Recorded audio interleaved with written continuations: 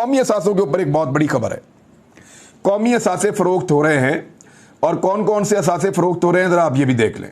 खलीजी हुकूमतें जो हैं वो PIA को लेने की ख्वाहिश का इजहार कर रही हैं। चीन जो है वो इलेक्ट्रिक और पाकिस्तान स्टील मिल्स जो है के इलेक्ट्रिक और पाकिस्तान स्टील मिल्स को चाइना चाहता है कि लीज पे ले ले।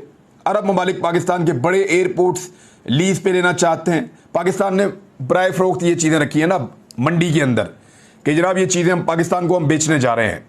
बस अब ख़त्म करें कहानी। हम एयरपोर्ट्स भी बेच रहे हैं, हम अपना जो स्टील मिल है उसको भी बेच रहे हैं, हम जो अपना PIA है उसको भी बेच रहे हैं।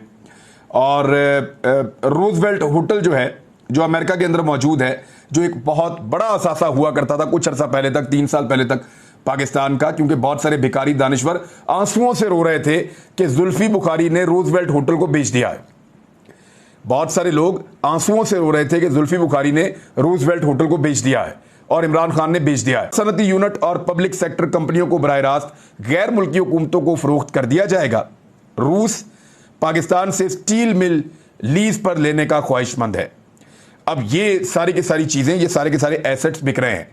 कुछ अर्सा पहले जब इनके बारे में पाकिस्तान तहरीक इंसाफ के दौरे